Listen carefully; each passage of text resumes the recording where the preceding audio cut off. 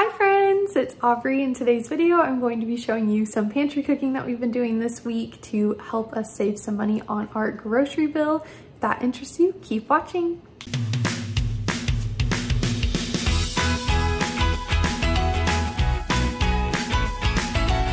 For tonight's dinner, we are going to make some Instant Pot white chicken chili, but I'm actually going to adapt it and put it in the crock pot. I had some cream cheese and beans and the chicken in my freezer, and then I had some onions that needed to get used. I've had these fire roasted green chilies for a couple months, and then we had all the other seasonings. Here is the ingredient list. I'll go ahead and link this recipe down below and then what I did to adapt it to the crock pot.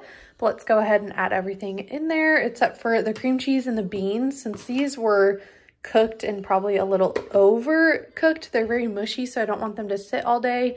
Same with the cream cheese, so we'll put these in at the last hour or so.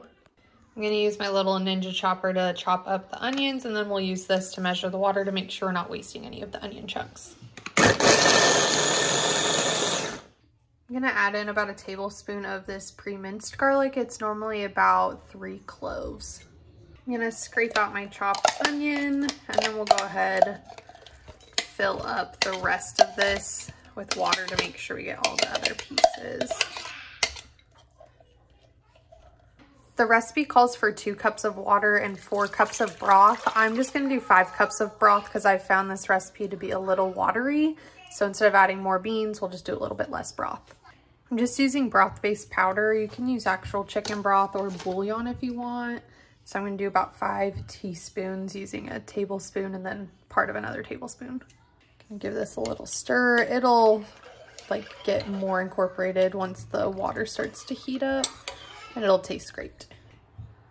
If you like it really spicy, you can do 2 cans. The recipe calls for 2. I don't like spicy food, so I'm just gonna do about half a can of these fire roasted chilies, and then I think these freeze well, so we'll just save them for another day. We're gonna do about 1 teaspoon of salt, and you can always add more. So if you're a little worried like I normally wait and add extra at the table. The recipe doesn't call for any, but I really like black pepper, so I'm just gonna add maybe a 1/4 teaspoon of it. Next, we're gonna add 2 teaspoons of cumin. I'm just gonna kind of eyeball it. You can definitely measure if you don't like eyeballing. That looks like it should be good. And then we're gonna do 1 teaspoon of oregano. That looks good.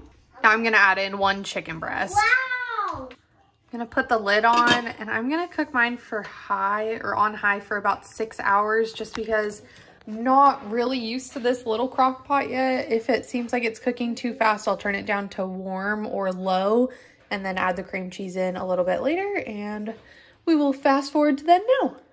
Here is what the soup is looking like after 5 hours on high in my small crock pot. I'm going to pull the chicken out and shred it, and then I'm going to go ahead and add that back in along with the beans that I just let sit in the fridge while I was waiting for this to cook. So we'll dump those in, make sure to give everything a good stir, and then we'll go ahead and add in the cream cheese. You'll use half a block or 4 ounces of cream cheese. Then you can let this sit on low or warm for another hour or so until it's ready to be served. I used frozen cream cheese, so it didn't incorporate as well as it normally does if it's not frozen cream cheese, but it still looks really good once you stir it together. It's really not too bad. There may be a few little chunks of cream cheese here and there, but that's okay. We can break it up in our bowl. So that is done and looking good. And then we also did some rice on the side just because since we were doing it in the crock pot instead of the Instant Pot, it retained obviously a lot more liquid. So I'm glad I did 5 cups instead of the 6 that it recommended, but I almost wish I would have done 4. So that way it would have been a little more stew-like. That's okay. We'll go ahead and add it in a bowl with some rice and then have it with some chips, and it should be delicious. For this next recipe, I'm going to make some of our favorite banana chip muffins. I'll go ahead and have the recipe linked for you guys. And the main reason we need to do this was because we had a few bananas that were starting to look kind of gross. So we popped those into the KitchenAid, and I had my little kitchen helper today with me. She loves baking and I love having her help me. It is a little messier and sometimes takes a little bit longer, but it's so much fun and she gets so excited to try the things that she makes. You'll need about 3 medium-sized ripe bananas, and you don't have to necessarily put this in a KitchenAid, but it makes it a lot easier for me, so I just do it in my KitchenAid instead of trying to blend it all up and mash it up with a fork and then blend it all in a bowl. So we're just going to put it all into the KitchenAid today. We're going to let this blend on like a lowish speed, so like a 2 or a 4 if you have a KitchenAid, until the banana gets really mushed, and then I'm going to go ahead and add in 1 egg. Next, you'll add in 1 teaspoon of vanilla. You can measure it with your heart or measure exactly, depends on what you like to do. I'm going to mix this together because I had to melt some butter, which I'll add in a little bit, and I wanted that to cool enough to make sure that it wasn't going to cook my eggs before they were baking in the oven. And you'll be using a 1/3 cup of butter that's melted. Next, we added in a teaspoon of baking soda and about 1/8 teaspoon of salt, as well as a 1/4 teaspoon of cinnamon. Got that all mixed together, and then we added in 2/3 cup of white sugar. This is definitely my daughter's favorite part, is dumping all the ingredients in, so she helped me dump in 1.5 cups of all-purpose flour into the batter.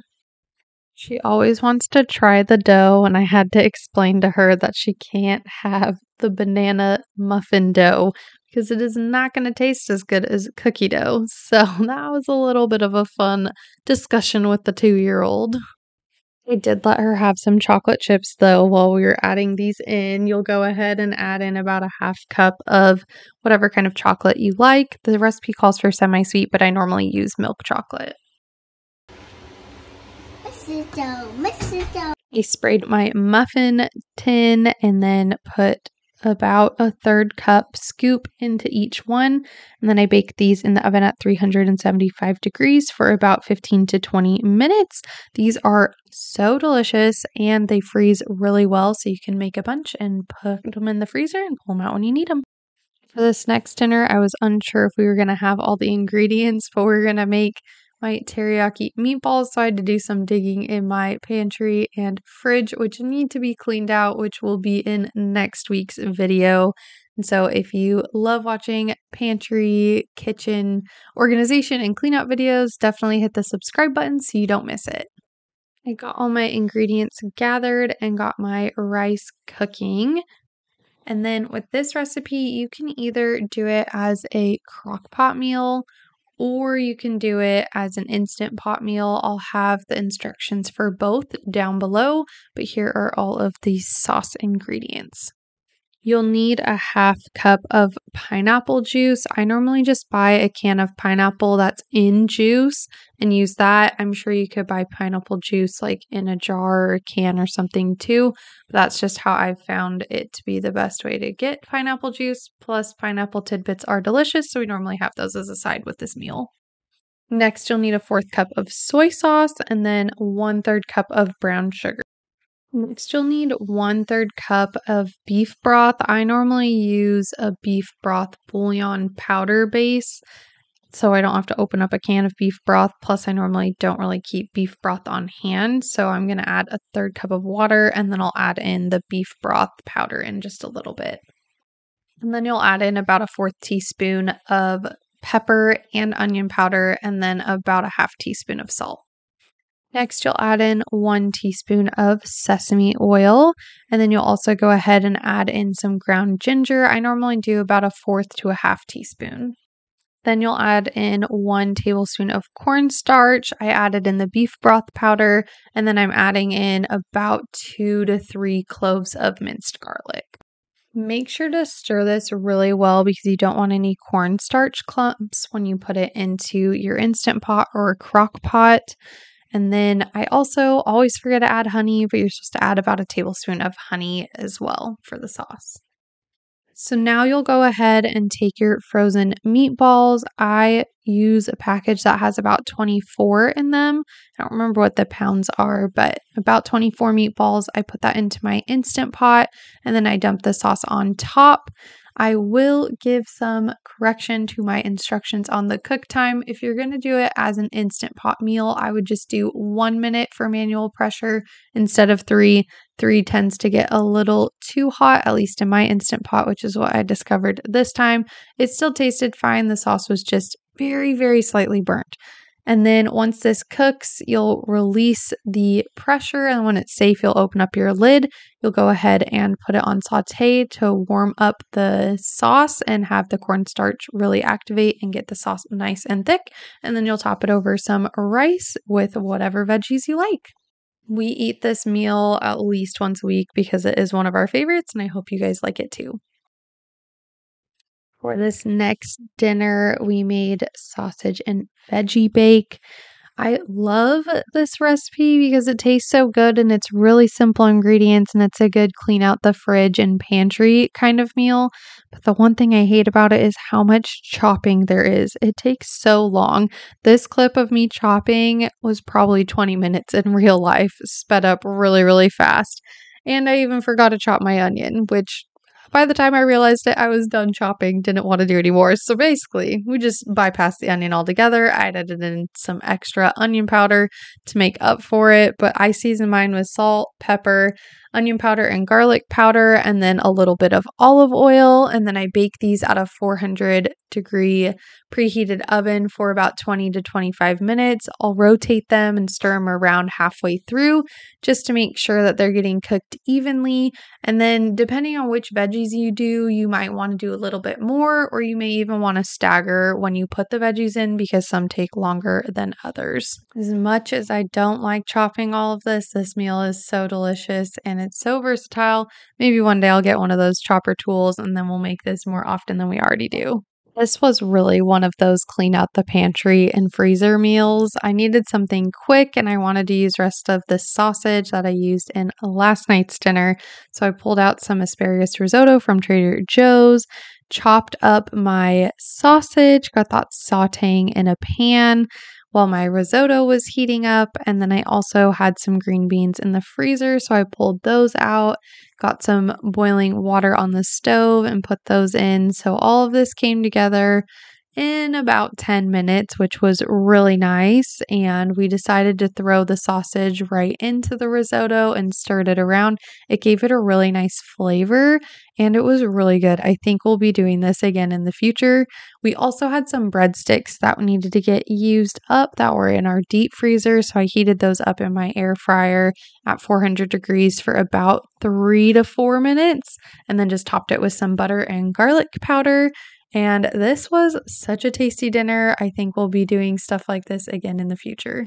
For tonight's dinner, we are going to make some of one of my favorite soups. It's bean soup with sausage. So it's an Adele's recipe. You don't necessarily have to use the Adele's chicken apple sausage, but I already had some in my freezer, so we're gonna use that.